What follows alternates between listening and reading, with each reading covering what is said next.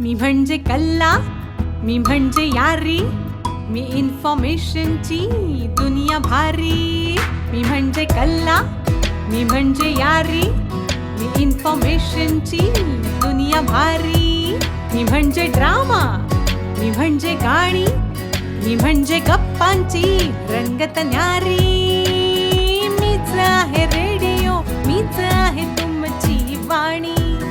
PCTs infinity, PCTs infinity, PCTs infinity, PCTs infinity.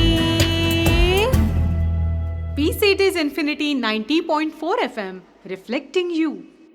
श्रोते हो नमस्कार. PCTs इन्फिनिटी 90.4 FMच्या या विशेष सत्रामध्ये, या विशेष कार्यक्रमात तुम्हा सगळ्यांचं मी मनापासून स्वागत करतो. विराज सवाई.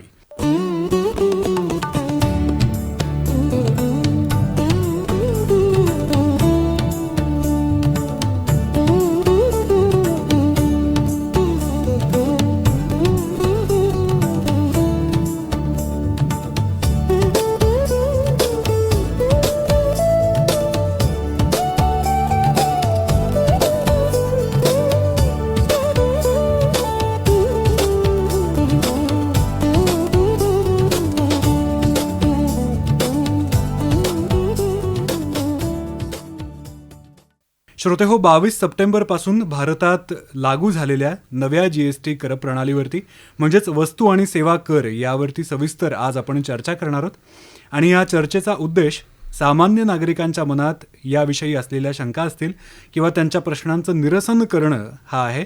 आणि आपल्यासोबत या विषयावर सखोल मार्गदर्शन करण्यासाठी उपस्थित आहेत CA शिवकुमार कलशेट्टी.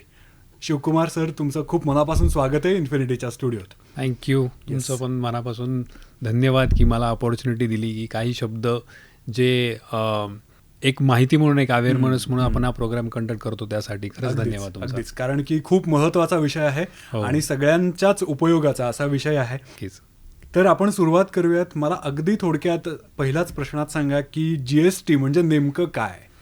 GST हा अप्रत्यक्ष कर आहे जो आपण डायरेक्टली गव्हर्नमेंटला न भरता जिथे वस्तू घेतो किंवा सेवा घेतो त्याच्या थ्रू आपण गव्हर्नमेंटला पे करतो. बरोबर.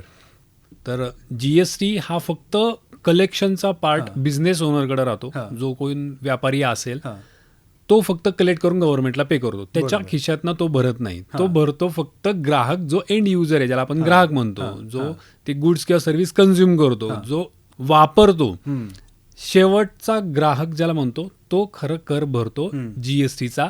आणि व्यापारी हा फक्त त्याच्या वतीने, ग्राहकच्या वतीने तो कलेक्ट करून गव्हर्नमेंटला भरतो. मग ती वस्तू असू, सेवा असू, काही असू, तो त्याच्या खिशातनं ₹1 सुद्धा गव्हर्नमेंटला GSTच्या स्वरूपात भरत नाही. हा फक्त ग्राहकाचा माध्यम बिझनेस ओनर आहे जो गव्हर्नमेंटला हा टॅक्स पोहोचवतो. त्यामुळे तो अप्रत्यक्ष कर असा म्हणला जातो, जो डायरेक्टली गव्हर्नमेंटला ग्राहक नाही भरत, बिझनेस ओनर थ्रू भरत असतो. खरं तर GSTची एवढी सोपी व्याख्या मी पहिल्यांदाच ऐकली असेल. आता जसं आपण आत्ता म्हणालो की 22 तारखेपासून GSTच्या कर प्रणालीमध्ये खूप सुटसुटीतपणा आणण्यात आलेला आहे. तर जुनी जी कर प्रणाली होती आणि आत्ता जी बदललेली कर प्रणाली आहे, यात नेमका मुख्य फरक काय आहे? मुख्य फरक म्हणजे जो GST रेटचा स्लॅब आहे, GST ज्या रेटनी लागत होता वस्तूवर, काही सेवांवर, तो बदलला आहे. त्याची कर प्रणाली आधी जशी होती तशीच आहे. म्हणजे एखादी वस्तू मी जर विकत घेतली ₹100, त्याच्यावर GST लागला, एका बिझनेस पॉईंट ऑफ व्ह्यू मी विचार केला तर, आणि मी ती वस्तू माझं मार्जिन लावून पुढे विकायचो आणि GST त्याच्यावर कलेक्टही करायचो. आणि जो कलेक्ट केलेला GST आहे तो मी बाय केलेल्या GST मधनं वजा करून उर्वरित अमाऊंट मी गव्हर्नमेंटला द्यायचो. सो ही प्रणाली आहे तशीच आहे. फक्त एवढंच चेंज झालेला आहे की ₹100 जो GST मला आधी 18% लागून येत होता किंवा 28% लागून येत होता, तो आता 5% आलेला आहे. काही 18 आलेले आहेत 2800. सो प्रणाली जी आहे, जी प्रोसेस आहे ती सेम आहे. फक्त ती सुटसुटीत करण्यासाठी आधी जे 4 स्लॅब होते, 5, 12, 18 आणि 28, ते कन्वर्ट करून फक्त 5 आणि 18 ठेवलेले आहेत. बरं. म्हणजे हा शासनाच्या दृष्टीने सुद्धा आणि ग्राहकांच्या दृष्टीने सुद्धा सुटसुटीतपणा आणण्यासाठी. हो, बरोबर. आता जीएसटीचे आपण टप्पे, ज्याला तुम्ही स्लॅब्स हा शब्द वापरलात, तर सर्वसामान्य नागरिकांना ह्या सगळ्या गोष्टी तशा बघायला गेलं तर किचकट वाटतात. बरोबर. तुम्ही स्वतः CA आहात आणि तुमच्या मार्फतच ह्या सगळ्या गोष्टी ITR भरणं असेल किंवा सगळ्याच गोष्टी केल्या जातात. तर ह्यात आता रोजच्या वापरातल्या ज्या काही गोष्टी असतात, ज्या ग्राहकांना काय स्वस्त झालं, काय महाग झालं, यामध्ये खरं तर बघायला जास्त आवडतं. आपण वृत्तपत्रांमध्ये पण बघतो की पहिल्या पानावरती ह्या सगळ्या गोष्टी, पेट्रोल स्वस्त झालं किंवा अमुक वग जे काही असेल, तर अशा कोणकोणत्या वस्तूंचा आणि सेवांचा याचा समावेश झालेला आहे? हे स्लॅब्स आणि नेमके कोणकोणते आहेत? स्लॅब आधी 5 होते, म्हणजे त्याला मी मोडेल की 0% वाले होते, जे खूपच आवश्यक असलेल्या वस्तू आणि सेवा होते त्याला त्यांनी 0% वरी टाकले होते. बरोबर. 5% वाले जे आवश्यक आहेत पण एवढे नाही ज्याच्यावर टॅक्स न लावता येईल, त्याच्यावर थोडाफार तरी टॅक्स कलेक्ट करते गव्हर्नमेंट, बट आवश्यक आहेत, त्यांना 5% मध्ये ठेवलं गेलं होतं. 12% जे स्टँडर्ड, जे 12 आणि 18ला स्टँडर्ड गुड्स आणि प्रोडक्ट्स जिथं चार्ज करता येईल अशा यांना त्यांनी 12 आणि 18 मध्ये ठेवलं होतं. आणि लक्झरियस आणि सिन गुड्स म्हणजे ज्याला अवॉइड करायचं गव्हर्नमेंटला, त्याला डिमोटिवेट करायचं, डिमटेरियलाइज, किंवा आपण असं म्हणू की डिमेरिटवाले आहेत, जसं तंबाखू आहे, गुटखा आहे, सिगरेट आहे, त्यांना 28% वगैरे ठेवले होते. तर असे 5 रेट होते. त्याला आता त्यांनी चेंज केलेलं आहे की अत्यावश्यक सेवा आहेत जे 0वाले आधी होते ते 0वरच ठेवलेत. काही 5% वाले आणि 12% वाले त्यांनी 0 मध्ये आणलेले आहेत. आणि 5 आणि 18 हा 2च स्लॅब ठेवलेला आहे. बरं. म्हणजे त्याच्यामुळं काय झालंय की तुम्हाला जे कॉम्प्लिकेशन्स होते बायफर्गेट करायला की खरंच ही गोष्ट आवश्यक आहे का, ह्याला 5 मध्ये ठेवायचं का 12 मध्ये ठेवायचं का 0 मध्ये ठेवायचं, बरोबर, ते कॉम्प्लिकेशन्स त्यांनी कमी करण्यासाठी फक्त आता रेट 0, 5 आणि 18 एवढंच ठेवलेले आहेत. आणि याच्यामध्ये माझा दुसरा उपप्रश्न असा होता की याच्यामध्ये कुठल्या कुठल्या वस्तू आणि सेवांचा समावेश आहे आणि कुठल्या गोष्टींवरचा कर काढूनच टाकलेला आहे? अच्छा, सो आपण जर सकाळपासून उठल्यानंतर ज्या ज्या गोष्टी करतो, ब्रश करतो, तर टूथपेस्ट आणि ब्रश ह्याला 0% वर आणलेला आहे. परत आपला शॅम्पू आहे, हेअर ऑइल आहे, खाण्यापिण्याच्या वस्तू जसं दूध आहे, आता त्याला आपण पॅक्ड वाले गुड्स दूध म्हणतो, ते सुद्धा आधी 5 वर होते ते 0 वर आणलेले आहेत. सो त्याच्या व्यतिरिक्त मग असेल की नमकीन्स आहेत, तुम्ही रोजचं खाण्यामध्ये वापरता, ड्रायफ्रुट्स आहेत, मग त्याच्यानंतर घरी वापरले गेलेले भांडे वगैरे आहेत ते पण 5% वर आणले, जे आधी 12 आणि 18 वर GST लागत होता त्याचा. त्याच्या व्यतिरिक्त जे हेल्थ रिलेटेड गुड्स आहेत, जसं तुमचं थर्मामीटर झाला किंवा डायग्नोस्टिक किट झालेली, फर्स्ट एड चे किट्स म्हणा, किंवा 33 लाईफ सेव्हिंग जे मेडिसिन्स आहेत, जे आधी 5नी तरी चार्ज करत होते आता 0 वर आणलेले आहेत गव्हर्नमेंटनी. आणि त्याच्या व्यतिरिक्त आपल्याला माहितीच आहे की इन्शुरन्सचं खूप आज प्रमोशन्स केलं जात आहे, ऍड्स पण सुरू झालेले आहेत की आता 18%नी 0% वर तुमचं हेल्थ आणि लाईफ इन्शुरन्स आलेला आहे. सो ह्या गोष्टी, ह्या सर्व्हिसेस जे खरंच एक सामान्य व्यक्तीला रोजच्या रोज वापरणाऱ्या वस्तू आणि सेवा आहेत, ते त्यांनी 5 किंवा 0 वर आणून ठेवले, जे आधी 12 किंवा 18 वर होते. म्हणजे ज्या जीवनावश्यक वस्तू आहेत किंवा सेवा आहेत तर त्या सगळ्या 0 किंवा 5%. बरोबर. आता बरेचसे एसीज आहेत, टीव्ही आहेत, हे आधी 28 वर होते, बरोबर, पण त्यांना 5 वर आणि 0 वर आणता त्यांनी 18 वर आणून ठेवलेलं आहे. कारण ते कुठे ना कुठे स्टँडर्ड गुड्स आहेत, जे खूपच कॉमन मॅन साठी यूज नाही होणार, पण ते स्टँडर्ड गुड्स आहे. आणि ते जर तुम्ही पेइंग कॅपेबिलिटी ठेवता टीव्ही आणि एसीची, तर तुमच्याकडनं मग 18% तरी GST आकारला आहे, जो आधी 28 होता तो आता 18 वर आणून आलेला आहे. करेक्ट. आता अगदी सर्वसामान्य माणसाच्या मनातला प्रश्न असा विचारायचा झाला तर अनेक जीवनावश्यक वस्तूंवरचा GST हा आता कमी झाला आहे, पण प्रत्यक्ष बाजारामध्ये महागाई जी कमी होणं आवश्यक असतं. आता सणांच्या निमित्ताने, नवरात्र आता चालू आहे किंवा आता दिवाळी लगेचच येईल, बरोबर, तर या निमित्ताने बाजारपेठेमध्ये खूप मोठी आर्थिक उलाढाल होत असते. अगदी बरोबर. अनेक गोष्टींची खरेदी खूप मोठ्या प्रमाणावरती होत असते. तर हा GST कमी जो झालेला आहे अनेक गोष्टींवरचा, त्याचा प्रत्यक्ष फायदा ग्राहकांपर्यंत पोहोचण्यासाठी किती वेळ लागतो की लगेचच तो अंमलात आणला जातो, आणि त्याला कोणते घटक मुळात कारणीभूत आहेत? बर. सो ह्याच्यामध्ये असं आहे की ज्या फास्ट मुव्हिंग ॲक्टिव्हिटीजवाले गुड्स आहे, ज्याला FMCG आपण म्हणतो, खूप लवकर ते एक्सपायर पण होतात, ते विकले पण जातात. फुटफॉल जे ग्राहकांचा असतो तो बाईंगचा खूप लवकर असतो आणि ते कन्झ्युम होऊन परत ते बाईंगला परत येतात, ज्याला FMCG म्हणतो. त्याचा इम्पॅक्ट हार्डली 1 ते 2 आठवड्यामध्ये तुम्हाला तो लगेच दिसेल इम्प्लिमेंट झाल्या. काही गुड्स असे आहेत जसं ज्याला एक्सपायरी 2 किंवा 3 महिन्याची असते, पॅकेज्ड गुड्स ज्याला आपण म्हणतो, जे एक्सपायरी त्यांनी वाढून 1 किंवा 2 किंवा 6 महिनेपर्यंत आहे त्याचा इम्पॅक्ट तुम्हाला 2 ते 1 महिन्यापर्यंत दिसेल. आणि काही जे नॉन पेरिशेबल गुड्स आहे जसं बाईक आहे, टीव्ही आहे, एसी आहे, तर त्याचा इम्पॅक्ट दिसायला तुम्हाला 2 ते 3 महिन्याचा कालावधी लागेल. आता 18 सप्टेंबर 2025ला जी मिनिस्ट्री ऑफ कन्झ्युमर अफेअर आहे त्यांनी एक सर्क्युलर आणलंय. जनरली काय होतं, MRP गुड्सचा रेट तुम्हाला जर ऑलरेडी असलेल्या स्टॉकचा MRP चेंज करायचा असेल तर जी मॅन्युफॅक्चरर कंपनी आहे त्याला खूप सारे प्रोसिजर्स करावं लागतात. वेगवेगळ्या 2 भाषेच्या न्यूजपेपरवर तुम्हाला पब्लिसिटी करावं लागते. त्याचे रूल्स ज्याला आपण म्हणतो की लीगल मेट्रोलॉजी रूल्स ते शिथिल केलेले आहेत ह्या GSTच्या रिफॉर्ममुळे. सो तो टेम्पररी आहे आणि जो मार्च 2026 पर्यंत ही जी MRP रेटवाले गुड्स आहेत त्याच्यासाठी त्यांनी हे रूल्स शिथिल केलेले आहेत. त्यामुळे जे मी म्हणतोय की 1 आठवडा 2 आठवडे किंवा महिने ते कदाचित त्याच्यापेक्षा कमी लागेल, कारण की ते शिथिल करण्याच्या मागचं की इम्पॅक्ट लगेच दिसावा. आणि सगळ्यात इम्पॉर्टंट की ज्या प्रोसिजर करून मला MRP चेंज करता येत होते ते फक्त आता मॅन्युफॅक्चर एक सर्क्युलर काढून त्यांच्या स्टॉकिस्टला, डिस्ट्रीब्युटरला आणि रिटेलरला एक सर्क्युलर काढून देतील की हे गुड्स या MRP मध्ये होते ते आता ह्या MRP मध्ये राहतील. बरोबर. म्हणजे छापील किंमत जरी तुम्हाला 100 रुपये 120 रुपये दिसत असली तरी सुद्धा तुम्हाला ते 60-70 रुपये कदाचित ती आता मिळू शकते. त्याच्यावर ते स्ट्राईक ऑफ केलेले गुड्स दिसतील तुम्हाला की 100चं कट करून. जनरली आपण म्हणतो अरे MRP तर एवढा आहे तर तुम्ही जास्त का घेता. बरोबर. सो ते MRP कट करून किंवा त्याच्यावर स्टिकर लावून ते कमी ह्याच्यामध्ये पण देऊ शकता अशी त्यांनी एक सर्क्युलर काढला जो 18 सप्टेंबरला गव्हर्नमेंटनी काढलेला आहे. जे आपली मिनिस्ट्री ऑफ कन्झ्युमर अफेअर्स आहे त्यांनी ते सर्क्युलर काढलेलं आहे. आणि ती राहील ती मार्च 2026 पर्यंत त्याची व्हॅलिडिटी ठेवली आहे त्यांनी की तुम्हाला MRP मध्ये काही चेंजेस करायचे असेल तर तुम्ही सर्क्युलर थ्रू डिस्ट्रीब्युटरला आणि रिटेलरला तुम्ही म्हणजे जवळजवळ 6 महिने पूर्ण त्यांनी बऱ्यापैकी खूपच. जर स्टॉक मध्ये तुमचे नॉन पेरिशेबल गुड्स आहेत जसं मी म्हणलं की गाड्या वगैरे आहेत त्यांचं 28च्या 18 वगैरे झालेले आहेत. सो 10% इम्पॅक्ट आहे तो पास ऑन करायला परत तो स्टॉक संपायची वाट बघायची का तर नाही, तर तुम्ही चेंज करू शकता. तो इम्पॅक्ट तुम्हाला महिन्याभराच्या आतच, जे फास्ट मुव्हिंग त्याचा तर आठवड्याभरातच तुम्हाला दिसेल.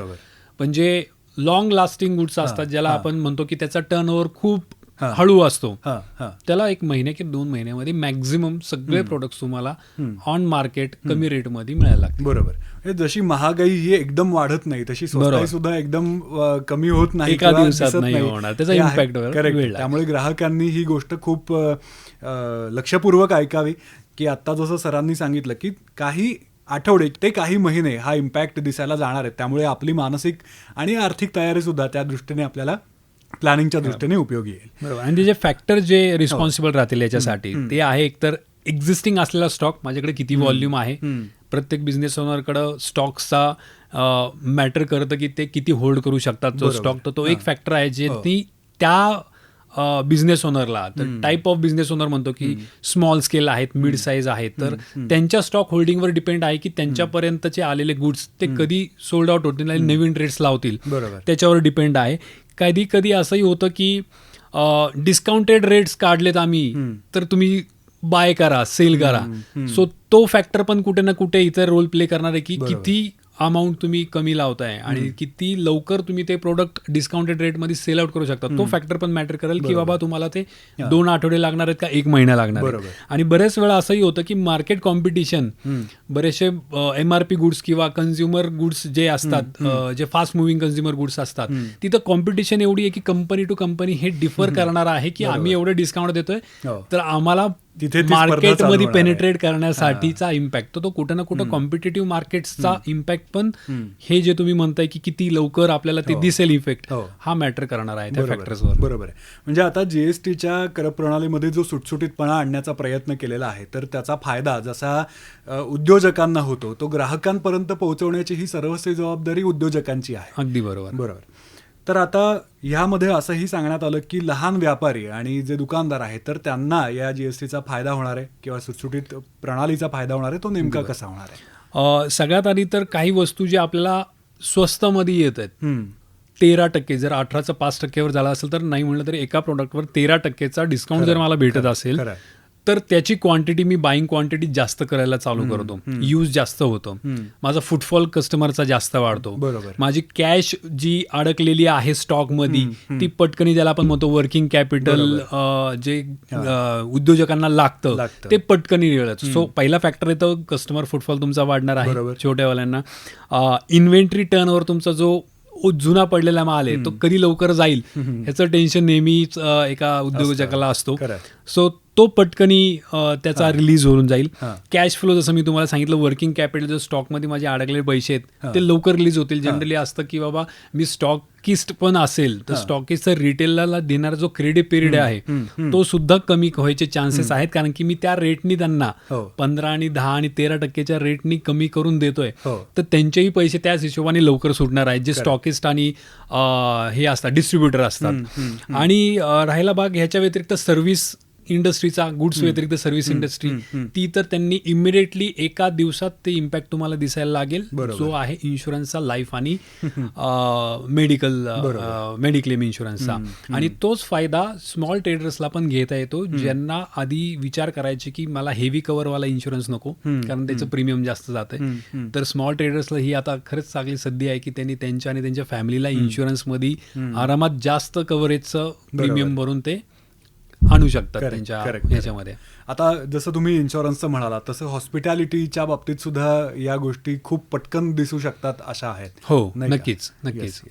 आता अगदी सर्वसामान्य पातळीवरचं उदाहरण द्यायचं झालं तर अगदी चॉकलेट खरेदी करणं असो, नाहीतर कोथिंबिरीची जुडी खरेदी करणं असो, हल्ली प्रत्येक जण UPI पेमेंटचा वापर करतं. पटकन स्कॅन केलं आणि ऑनलाईन पेमेंट करून टाकलं. बरोबर. तर ह्या बदललेल्या सगळ्या करप्रणालीचा, सुटसुटीत झालेल्या करप्रणालीचा ह्या UPI पेमेंट्सवरती किंवा ऑनलाईन खरेदीवरती परिणाम होण्याची शक्यता किती वाटते? खूप सारी आहे, कारण की इतकं सहज करून टाकलंय. बरोबर. आपल्याला कुठली वस्तू घ्यायची असेल, आधी बघायचो की माझं पाकिट घरी राहिलं तर मी परत घरी जायचो. बरोबर. पण आता नसेल, माझ्याकडे मोबाईल कंटिन्युअस कॅरी करतो मी, तर त्याच्यातनंच मला इझिली पेमेंट करता येतं. आणि आपल्याला हे लक्षात ठेवायचं की GST हा ट्रान्सफर ऑफ मनीला लागत नाही. त्यामुळे तुम्ही कितीही अमाऊंट ट्रान्सफर केली तर त्याच्यावर GST लागणार नाहीये.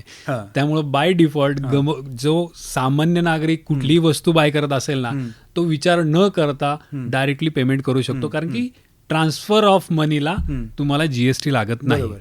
विचारण्याचा आणि अजून एक उद्देश असा होता की मुळातच UPI पेमेंट्स किंवा ऑनलाईन पेमेंट्सची संख्या झपाट्याने वाढतीये, तर त्यामुळे ऑलरेडी ग्राहक जे आहेत ते खूप जास्त प्रमाणात खरेदी करायला लागले आहेतच. पण त्यांना बूस्ट करणारं म्हणून किमती कमी झाल्या की तुम्ही खरेदी नक्की जास्त करा. अगदी बरोबर. कारण की GST रिफॉर्मचा एक इम्पॅक्ट हा आहे की तुमचे गुड्स चीपर होणार आहेत. जे आपण म्हणतो की कुठे ना कुठं इन्फ्लेशन वाढतंय की मी ते गोष्ट अफोर्ड करू शकत नाही, ती कुठे ना कुठे इम्पॅक्ट करणार आहे. तुमची एखादी छोटी कार असेल, जर तुम्हाला ती 1 लाख रुपये डिस्काउंट भेटत असेल तर माणूस विचार करणार की यार नाही, मग आता बुक करूया. कारण तो मॅटर करतं, कारण 1 लाख रुपये त्याच्या सेव्हिंगला पडणार आहेत, जेणेकरून त्याला तो रिकरिंग कॉस्ट, त्याचे रिपेअर अँड मेंटेनन्स आणि फ्युएलसाठी यूज करेल. सो जी मोठी गोष्ट आहे आणि छोटी गोष्ट आहे ही जर स्वस्त होत असेल तर माझं जे UPIचं ट्रान्झॅक्शन आहे, माझं जे ऑनलाईन ट्रान्सफर ट्रान्झॅक्शन आहेत, ह्याचे व्हॉल्यूम अजूनही जास्त दिसणार आहेत आणि ते इम्पॅक्ट पॉझिटिव्ह वेनीच करतील. नक्कीच नक्कीच.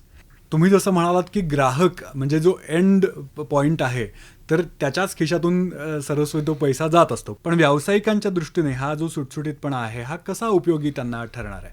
आपण पहिल्या किंवा दुसऱ्या प्रश्नामध्ये बघितलं की आपण जे स्लॅब होते GSTचे ते फक्त 2 वर आलेले आहेत, 5 आणि 18. बरोबर. त्यामुळे मला जो कन्फ्युजन क्रिएट होत होतं की माझ्याकडे आलेले वस्तू जे 18% नेले आहेत, 28ने आलेले आहेत, 12ने आले, 5ने आले, त्याचं रेकॉर्ड मला ठेवणं, बुक्स ऑफ अकाउंट्स ठेवणं, त्याचे बिल्स वेगळे ठेवणे, ते जेवढं अवघड होत होतं कॅल्क्युलेशन पार्ट, मला GST भरायचा आहे, कारण की ही कुठे ना कुठे मी ग्राहकांसाठी केली गेलेली सेवा आहे की त्यांच्याकडनं कर घेऊन मी गव्हर्नमेंटला भरतोय, पण जबाबदारी माझ्यावर आहे. त्यामुळे त्याचे कॅल्क्युलेशनचं जे कॉम्प्लिकेशन्स होतं ते आता एकदम सिम्पल होऊन जाणार आहे. किचकटपणा म्हणजे एकदम कमी झालाय, जिथं व्यापारी आता विचार करायचा की मी थर्ड पार्टीला ते कॅल्क्युलेशनला ठेवू का, अकाउंटंट ठेवून त्याच्याकडनं ते सगळं केलं त्यांनी, तर मी इन्व्हॉल्व्ह नाही व्हायचो किंवा यांनी केलं असेल तर बरोबर आहे. आता मला समजेल असा हिशोब ठेवला गेला तरी मला समजणार आहे, कारण की कॉम्प्लिकेशन्स कमी झालेले आहेत. दुसरं असं की सिम्पल इन्व्हॉइसिंग आहे. एका इन्व्हॉइसमध्ये जर 4 प्रोडक्ट येत असतील, 4 वस्तू येत असतील वेगवेगळ्या रेटचे, 18% वेगळा, 28 वेगळा आणि 9 वेगळा, सो मला अवघड व्हायचं. बरोबर. आता काय होणार आहे, मला जास्तीत जास्त प्रोडक्ट्स 5 किंवा 18 मध्ये आहेत. असंही होऊ शकतं की जे जीवनावश्यक गोष्टी ते फक्त 5% नाही, तर मला इन्व्हॉइसिंग ठेवताना जे रेट कॅल्क्युलेशन्स करावं लागायचे किंवा वेगवेगळे रेटसाठी वेगवेगळं बिलिंग ठेवावं लागायचं, ते आता सिम्पल मी एकाच रेटचे गुड्स एका याच्यामध्ये किंवा जास्तीत जास्त दुसरा रेट लागून, तर कॉम्प्लिकेशन जे आहेत इन्व्हॉइसिंग ठेवायचे, अकाउंटिंग ठेवायचे, ते एकदमच लो लेवलला येईल, जिथे माणूस विचार करायचा की मला जीएसटी नंबर काढायचा नाही, कुठलाही व्यावहारिक माणूस किंवा बिझनेस ओनर. बरोबर. तो म्हणाला आता जर सिम्पल झालंय खरं. तर काय अवघड आहे, आपण घेऊया जीएसटी नंबर आणि आपणही आपल्या ग्राहकांना जीएसटी पास ऑन करून त्यांचा जीएसटी कलेक्ट करून गव्हर्नमेंटला भरूया.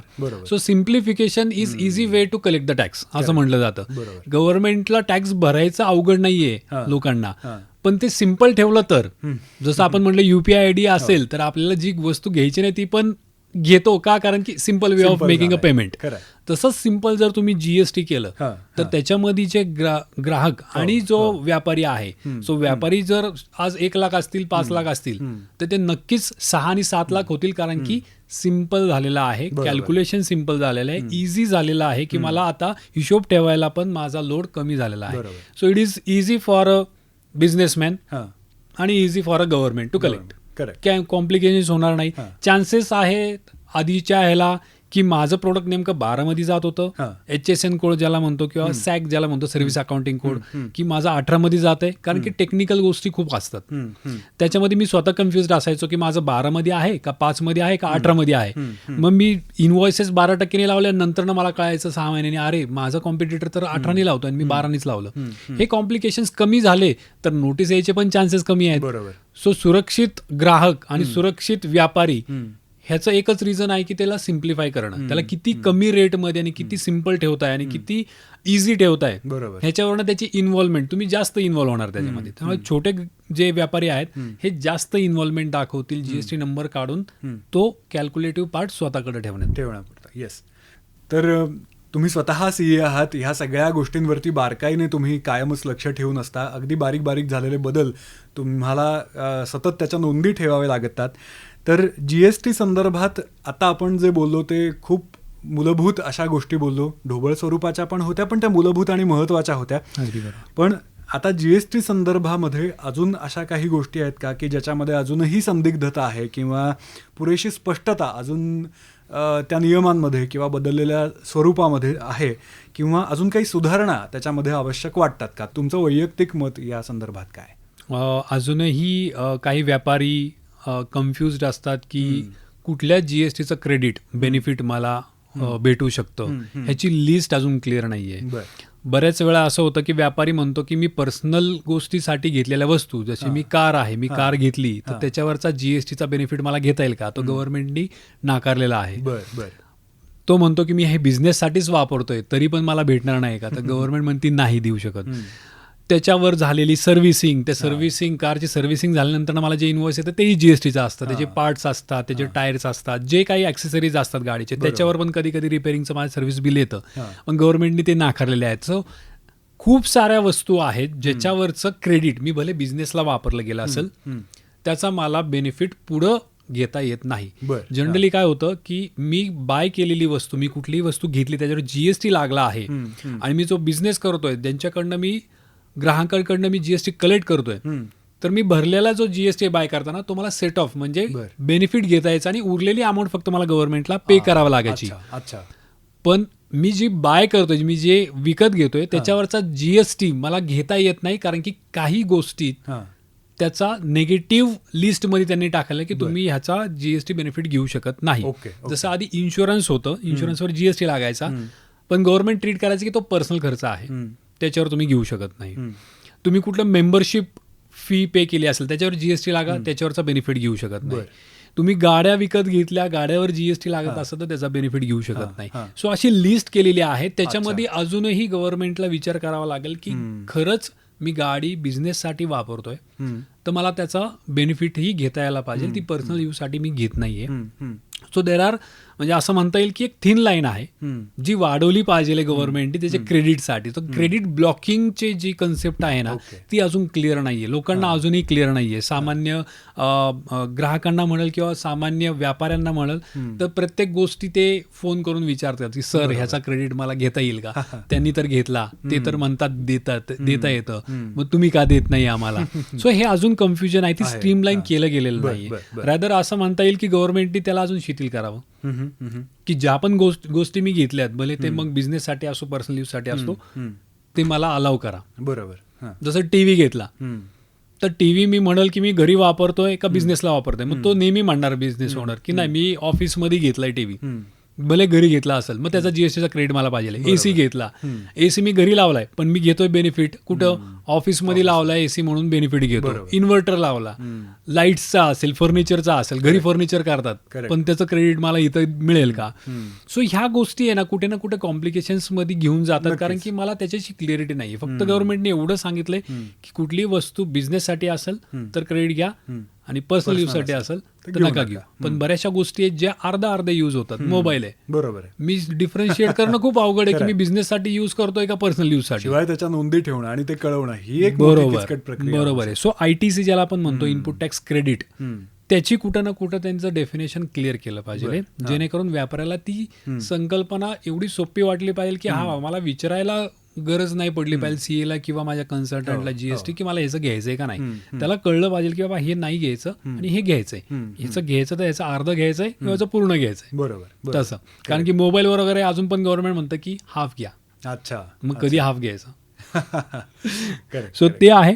आणि बरेचशा आता गोष्टी नवीन येतात. आपण बघितलं की ई-कॉमर्स किंवा क्रिप्टो लाईन वाढते, त्याच्यावर अजून पण क्लॅरिफिकेशन नाहीये की जीएसटी कसा लावायचा आहे किंवा कसा कलेक्ट करायचा आहे किंवा कधी ते बिझनेसमध्ये ट्रीट होईल आणि कधी ते नॉन बिझनेसमध्ये ट्रीट होईल.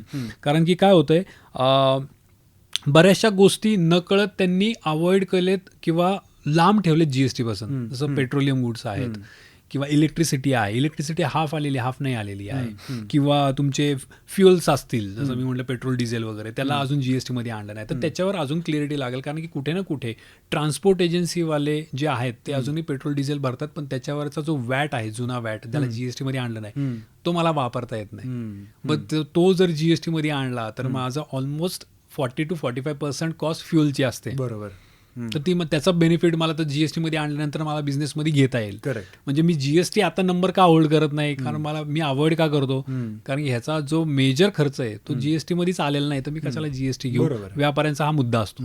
तर तो सोपा होऊन जाईल जर बऱ्याचशा गोष्टी ज्या गरजेच्या आहेत, आवश्यक आहेत जीएसटी मध्ये आणणं, त्या आणायला हवेत. आणि ती एक क्लिअरिटी की कशाचं क्रेडिट अलाव करायचं आणि कशाचं क्रेडिट नाही करायचं, हे स्ट्रिक्टली त्याचं एक रूल बुक असायला हवं. बरोबर. ते कुठे ना कुठे क्लिअरिटी नाही आहे त्याचं, बट क्लिअरिटी नाही आहे. जसं मी म्हटलं की बाबा बऱ्याचशा वस्तू अशा आहेत जे बायफर्गेट करणं अवघड आहे की मी ते पर्सनली यूज करतोय का माझ्या व्यापारासाठी यूज करतोय. तसं हे 2-3 गोष्टी आहेत जिथं आपल्याला खूप गरजेचं आहे की गव्हर्नमेंटने त्याच्यावर क्लिअरिफिकेशन आणणं आणि ते सर्वसामान्यांपर्यंत ती माहिती पोहोचवणं. जसं आता रिफॉर्म झालाय, जीएसटी रिफॉर्म, आणि हे रेट्स ड्रास्टिकली 4चे 2 झालेत. बरोबर. ज्या पद्धतीने हे सगळ्यांना कळत गेले सामान्य गोष्टीला, तशाच ह्या पण गोष्टी ज्या क्लिअर नाहीयेत त्याही गव्हर्नमेंटने न्यूजपेपर आउट करून त्याला अवेअरनेस मध्ये आशा करूयात की नजीकच्या भविष्यामध्ये त्या सुधारणा होतील. नक्कीच नक्कीच नक्कीच. येस. आता तुम्ही जसं म्हणालात की ह्या काही गोष्टी आहेत ज्याच्यामध्ये संदिग्धता आहे, तर आता जीएसटी संदर्भात ही मुलाखत जे ऐकतील त्यांचे बहुतांशी शंकांचं निरसन नक्की होईल. पण बाकी मंडळी जे आहेत जीएसटी संदर्भात त्यांना काही समस्या असतील तर त्यांनी संपर्क कुठे साधायचा? एक तर सगळ्यात आधी जीएसटी जो कॅल्क्युलेट करून भरणारा असतो तो व्यापारी असतो. बरोबर. त्यांनी तर आपल्या सगळ्यात आधी जो त्याच्याकडं असणारा जवळचा सीए आहे, त्यांचे जीएसटी कन्सल्टंट आहे, त्यांच्याशीच डायरेक्टली संपर्क साधावा. त्याच्या व्यतिरिक्त तुम्हाला जर भेटलं नाही तर तुमचे gst.gov.in म्हणून पोर्टल आहे, तिथे ते गव्हर्नमेंटचं पोर्टल आहे जे रिटर्न फायलिंगसाठी, जीएसटी पेमेंटसाठी आहे. तिथे कस्टमर केअर नंबर दिलेला असतो. सगळ्यात सोपं जे ग्राहकांच्या पॉईंट ऑफ व्ह्यूने आहे, तर या साईटवर जाऊन तुम्ही कुणाचाही जीएसटी नंबर टाकून चेक करू शकता की हा खरंच व्हॅलिड जीएसटी होल्डर आहे का. कारण बऱ्याच वेळा असं होतं की ग्राहक जातो हॉटेलमध्ये किंवा कुठे सर्व्हिस घेतो, त्याला बिल येतं जीएसटीचं, तो भरूनही टाकतो, पण त्याला माहित नाही की हा खरंच जीएसटी होल्डर आहे का नाही. अशा कुठल्या फॅक्टर आहेत जे मला कळलं पाहिजे की बाबा हा जीएसटी होल्डर आहे आणि तो रेग्युलर जीएसटी भरतो. बरेच वेळा असं होतं की जीएसटी नंबर होल्ड करतो पण तो नंबर कॅन्सल झालेला असतो, तरी सुद्धा तो कस्टमर कडनं जीएसटी कलेक्ट करत असतो. सो ह्या gst.gov.in ह्या पोर्टलला तुम्ही सर्च जीएसटी टॅक्स पेयर म्हणून ऑप्शन असतो, तर क्लिक केला तर फक्त जीएसटी नंबर टाकावा लागतो जो प्रत्येक इनव्हॉइसला असतो. सिम्पल आहे, त्याला काही लागत नाही. तुम्ही तो जीएसटी नंबर टाकायचा, हो. कॅप्चा टाकून सर्च केलं की त्याची सगळी माहिती भेटते की त्याचं नाव काय आहे बिझनेसचा, त्याचा ॲड्रेस कुठला रजिस्टर्ड आहे जीएसटीला, त्यांनी आतापर्यंत शेवटचे रिटर्न्स कधी भरलेले आहेत, पेमेंट कधी केलेलं आहे, हे सगळे डिटेल्स सगळं तपशील सामान्य कळतात. तुम्हाला एकाच पेजवर मिळून जातात. क्या बात आहे, क्या बात आहे. हे खूप महत्वाची अशी एक खूप माहिती आहे आणि ती सर्वसामान्यांपर्यंत खूप सहजपणे पोहोचते. हे महत्वाचा मुद्दा आहे. आता सगळ्यात महत्त्वाचा मुद्दा की जीएसटी जो आहे, हा जो टॅक्स आहे, हा सरकारच्या खात्यामध्ये जमा होतो. ह्या टॅक्सच्या पैशांमधूनच सगळ्या ज्या काही सुविधा आपल्याला उपलब्ध आहेत त्या होत असतात. तर आता ह्या नव्या जीएसटी कर प्रणालीच्या किंवा स्वरूपाचा आपण म्हणूयात, भारताची अर्थव्यवस्था वाढण्यामध्ये किंवा सुधारण्यामध्ये कसा फायदा होणार आहे किंवा उपयोग होणार आहे? सगळ्यात मोठा फायदा हा आहे की सिम्पल केलं गेलेलं टॅक्स हा नेहमी अट्रॅक्ट करतो फॉरेन इन्व्हेस्टमेंटला इथं बिझनेस स्टार्ट करण्यासाठी. कुठल्याही नेशनचा, कुठल्याही देशाचा सगळ्यात महत्त्वाचा पार्ट जो असतो तो टॅक्सेशनवर असतो, जो बिझनेसमॅनला इम्पॅक्ट करतो. बरोबर. कुठलाही बिझनेसमॅन तिथं सेटअप करायच्या आधी जो व्हेरिफिकेशन करतो, जो ड्यू डिलिजन्स करतो, तो फक्त ह्याच फॅक्टरवर करतो, कारण की मेजर पार्ट मी जो कमवला तो मला गव्हर्नमेंटला भरायचा आहे. बरोबर. आणि तेच जर भरायची तयारी दाखवून पण कॉम्प्लेक्स असेल, खूप कॉम्प्लेक्सिटीनी मला सगळ्या प्रोसिजर करावं लागतात, तर मग तो अवॉइड करतो. बरोबर. पण आता इथं जर सिम्प्लिफिकेशन आलंय, तर मी बाहेरच्या इन्व्हेस्टर्सला इथं बिझनेस करण्यासाठी एकदम सोपं करून ठेवलं, तर चान्सेस खूप जास्त आहेत की बाहेरनं येणाऱ्या इंडस्ट्रीज इथे सेटअप होतील आणि इथं मॅन्युफॅक्चरिंग मेक इन इंडियाचा जो प्लॅन आहे तो रन होईल. बरोबर. दुसरं की जी वस्तू मला बाहेरनं इम्पोर्ट करून सुद्धा मला स्वस्त पडते, तर मी इम्पोर्ट करतो. पण तीच वस्तू जर मला इंडियामध्येच, भारतामध्येच जर त्याच किमतीमध्ये भेटत असेल, तर मग मी विचार केला की भारताच्याच मॅन्युफॅक्चरकडनं मी ते गुड्स घेईल. सो आपण जो म्हणतो इंटरनॅशनल ट्रान्झॅक्शन, देशांतर्गत जे आहे ट्रान्झॅक्शन ते वाढतील, इम्पोर्ट्स कमी होतील, कारण की जी वस्तू मला महाग भेटायची आता ती मला स्वस्त भेटतीये, उपलब्ध इथंच भेटतो. त्याचे सर्व्हिसेस, आफ्टर सेल सर्व्हिस जे म्हणतो ते मला इथेच भेटणार आहेत, तेही स्वस्तात भेटणार आहेत.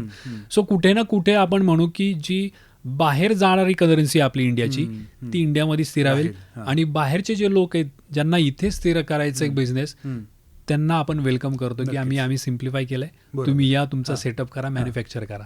सो हे दोन फॅक्टर खूप इम्पॉर्टंट आहेत. आणि दुसरं म्हणजे जे कन्झम्पशन आहे, डिमांड आणि सप्लायचं, बरोबर, ते खूप बूस्ट होणार आहे. बरोबर. एखादी गोष्ट तुम्ही जर म्हणले की तुम्हाला दुकानामध्ये गेलेत आणि त्यांनी सांगितलं की फिक्स रेट आहे 100 रुपये, तर माणूस विचार करतो. पण त्यांनी जर सांगितलं की तुम्ही वस्तू ही घेतली तर 10% डिस्काउंट देतो, तर माणूस विचार करतो लगेच बायचा. बरोबर. सो तीच गोष्ट हे फॉर्म झाल्यानंतर होईल की कन्झम्पशन, लोकांचं बाईंग कन्झम्पशन, जे डिमांड आहे ते वाढेल. आणि डिमांड वाढलं की सप्लाय ऑफकोर्स ते वाढतो, डिमांड पूर्ण करण्यासाठी तो वाढणार आहे. सो जे कन्झम्पशन आहे विदिन इंडियाचं तेही वाढेल. सो हे 2-3 फॅक्टर आहेत जिथं खूप मोठा आर्थिक सपोर्ट भेटणार आहे इंडियाच्या, जे इकॉनॉमी स्टेट ऑफ म्हणतो आपण, त्याच्यामध्ये खूप मोठा भाग होणार आहे हा. कारण की त्याच्यामध्ये मी सांगितलं जसं की सिम्प्लिसिटी व्यतिरिक्त कॉस्ट रिडक्शन, हे दोन्ही फॅक्टर एकत्र आलेले आहेत. बरोबर.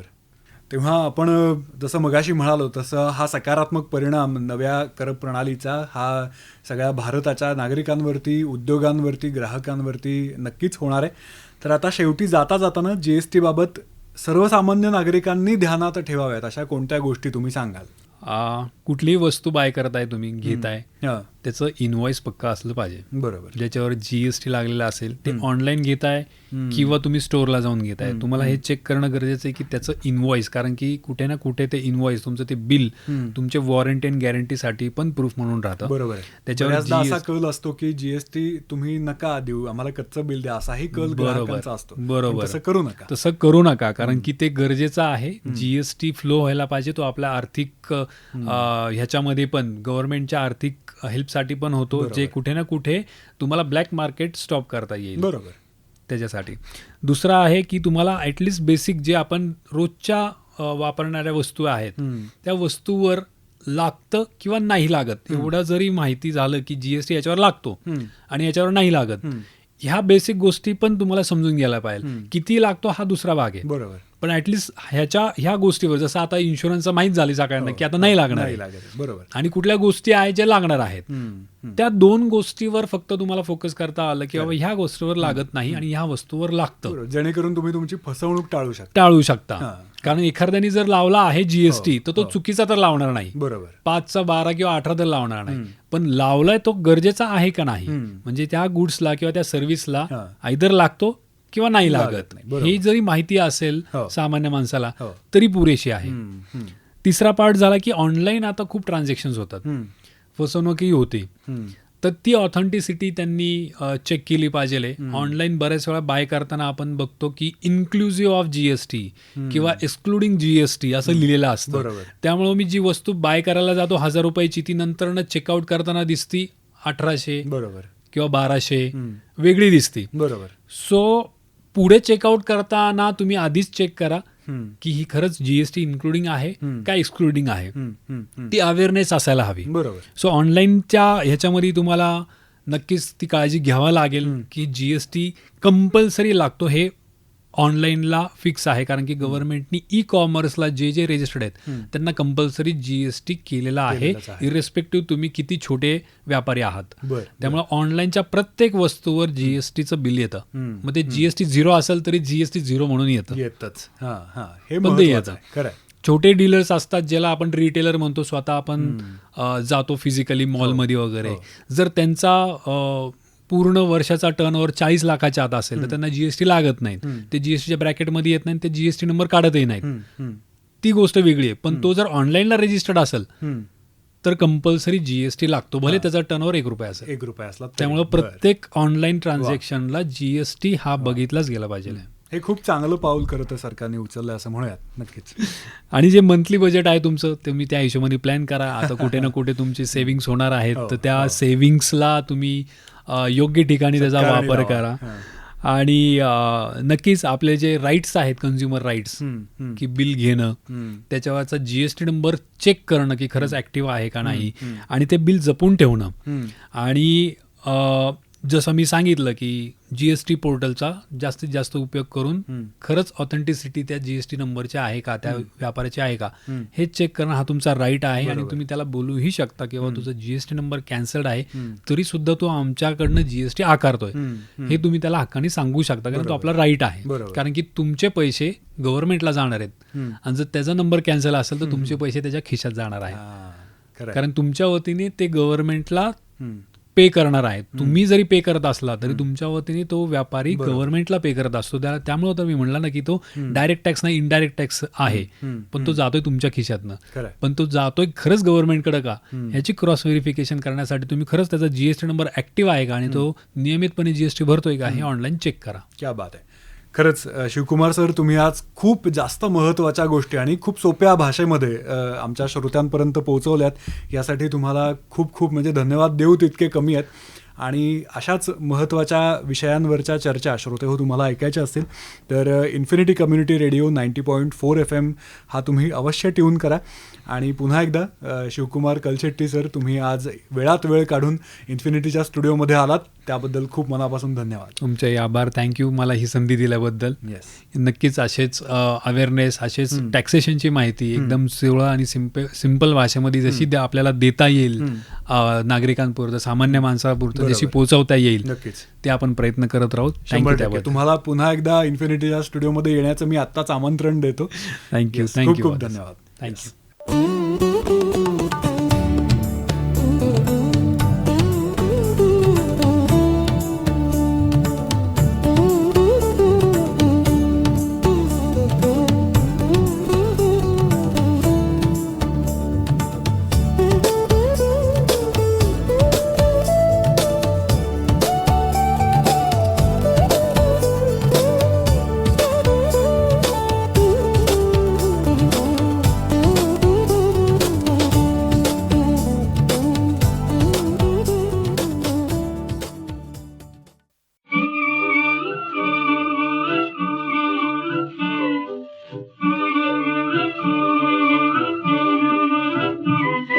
नगरवासियों यादों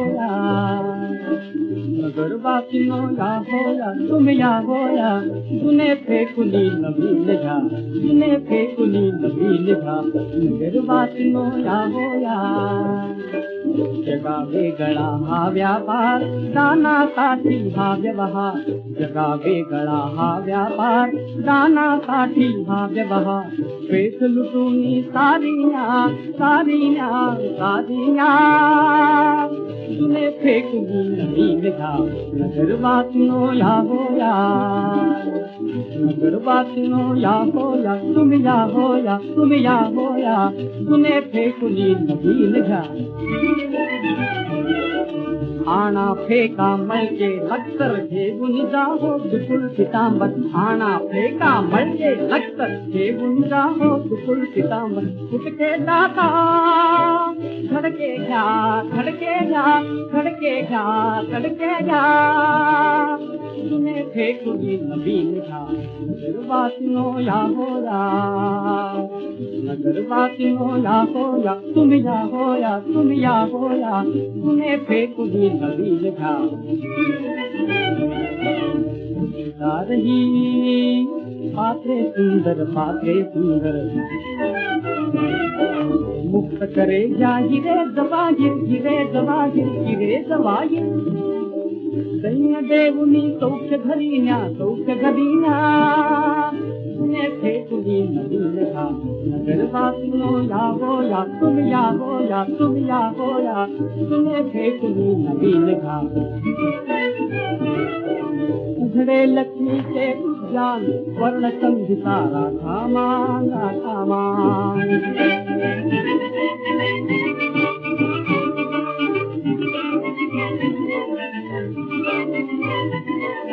उघडे लक्ष्मीचे उद्यान वर्ण संहिता राधामान राधामान कान थोरला नरनारिया कान थोरला नरनारिया नरनारिया नरनारिया कान थोरला नरनारिया तुने फेकुली नवीन घ्या तुने फेकुली नवीन घ्या तुने फेकुली नवीन घ्या नवीन घ्या नवीन घ्या नवीन घ्या नवीन घ्या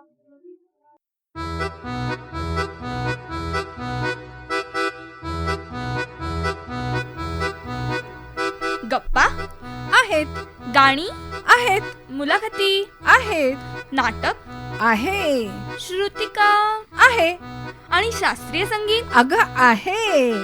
आता नावच इन्फिनिटी आहे म्हटल्यावर नाही ऐकायला मिळणार कुठे? विषयांचा दर्जा सांभाळून कार्यक्रमांची अक्षरशः उधळण होत असते ती फक्त आणि फक्त इन्फिनिटी कम्युनिटी रेडिओ 90.4 FM वर. मस्तच. मी पण ऐकणार आजपासून इन्फिनिटी कम्युनिटी रेडिओ 90.4 FM वर.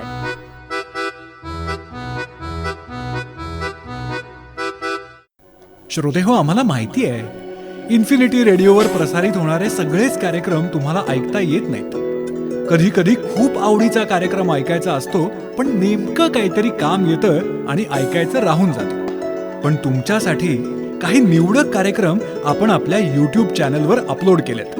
अनेक मुलाखती, काही भन्नाट गप्पा तुम्हाला नक्कीच ऐकता येतील. तेव्हा इन्फिनिटीच्या PCT's इन्फिनिटी कम्युनिटी रेडिओ या YouTube चॅनलला अवश्य भेट द्या. सबस्क्राईब करा आणि इन्फिनिटीचे कार्यक्रम तुमच्या वेळेनुसार तुमच्या सोयीने ऐका.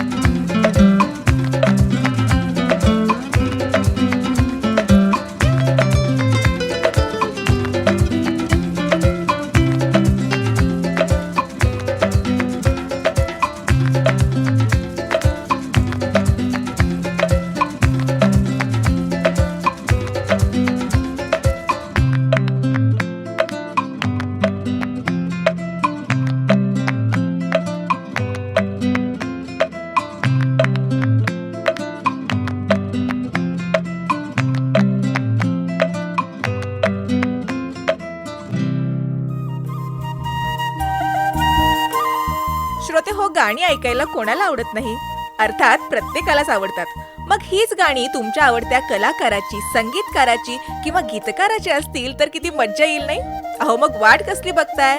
लगेच SMS करा 9373124469 या नंबरवर आणि आम्हाला कळवा तुमचा आवडता कलाकार, गीतकार आणि संगीतकार आणि आस्वाद घ्या जुन्या नव्या सदाबहार गाण्यांचा. आणि हो, तुमचं नाव आणि गाव टाकायला विसरू नका.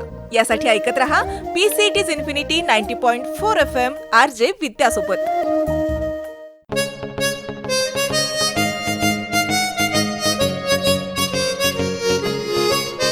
इन्फिनिटी कम्युनिटी रेडिओ म्हणजे मनोरंजन आणि ज्ञानाचा खणखणीत स्रोत. पिंपरी चिंचवडमध्ये असाल तर तुमच्या रेडिओ सेटवर, पुणे परिसरात प्रवास करत असाल तर कारमधून आणि जगाच्या पाठीवर कुठेही असाल तर गुगल प्ले स्टोअरवर उपलब्ध असणाऱ्या इन्फिनिटीच्या ॲपवरून या रेडिओचे कार्यक्रम आपण ऐकू शकता. ऐकत रहा पिंपरी चिंचवड एज्युकेशन ट्रस्टचा इन्फिनिटी कम्युनिटी रेडिओ 90.4 FM वर.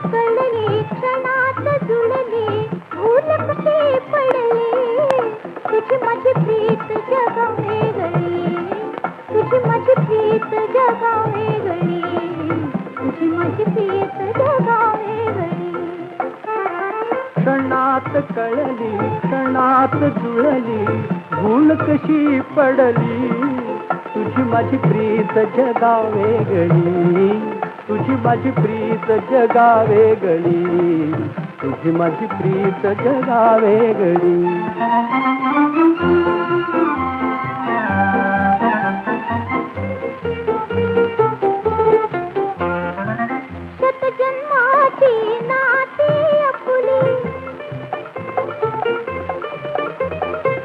बघता बघता अवतीत जडली, किमया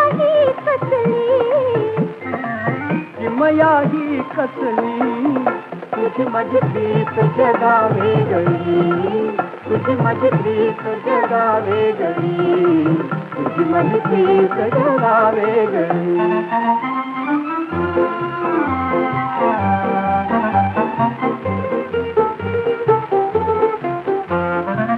प्रेमिक आपण युगायुगांचे,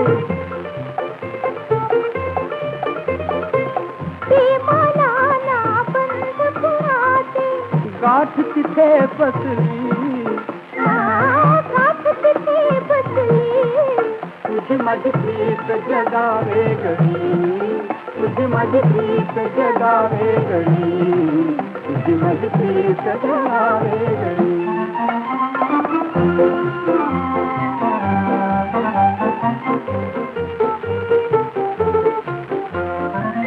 नाही ठाऊक कुठे जायचे,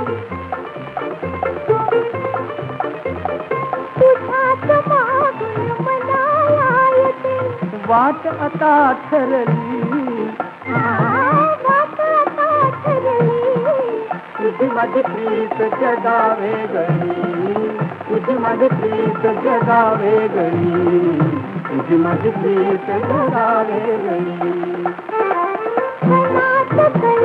क्षणात जुळली, भूल कशी पडली, तुझी माझी प्रीत जगा वेगळी, तुझी माझी प्रीत जगा वेगळी, तुझी माझी प्रीत जगा वेगळी.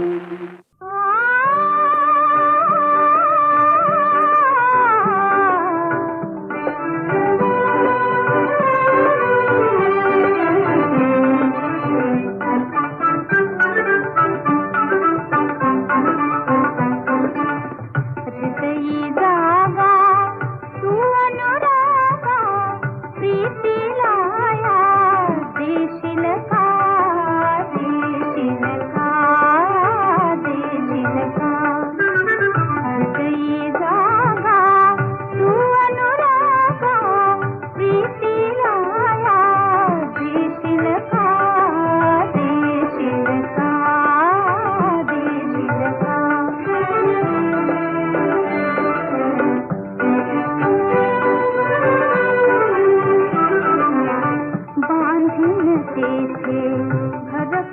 चिमणे स्वर्गाचे ते रूप ठेंगणे बांधील तेथे घरकुल चिमणे स्वर्गाचे ते रूप ठेंगणे शृंगाराचे कोरिवलेणे रहावयाला येशील का येशील का येशील का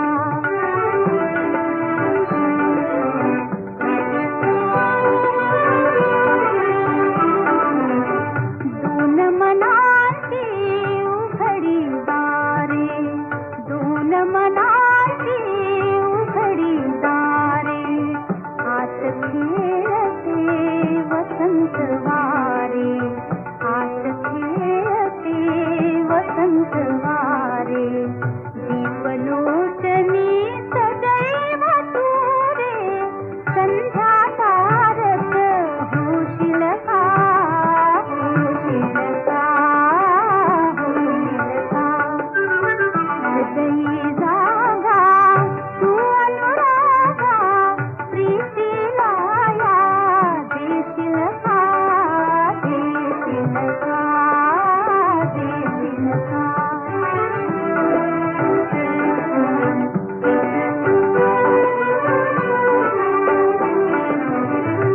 घराभोवती निर्झर नाचे घराभोवती निर्झर नाचे जाणून आपुल्या गूढ मनाचे जाणून आपुल्या गूढ मनाचे झाकून डोळे एकांताचे जवळी मजला घेशील का घेशील का घेशील का हृदयी जागा तू अनुरागा प्रीतीला या देशील का देशील का देशील का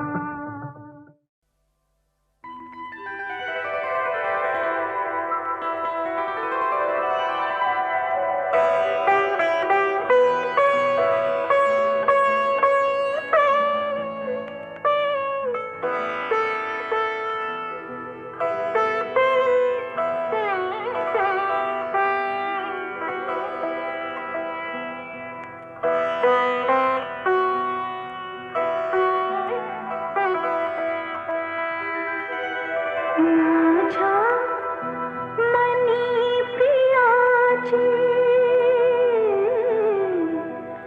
माझ्या मनी प्रियाची मी तार छेडते संसार मांडते संसार मांडते संसार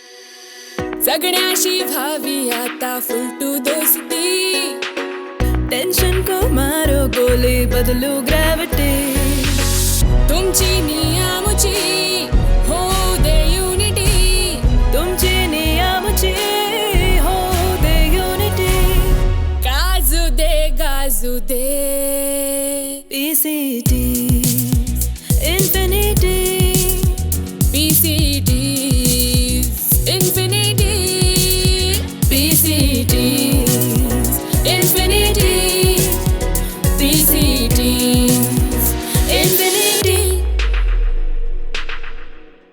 PCT's Infinity 90.4 FM, reflecting you.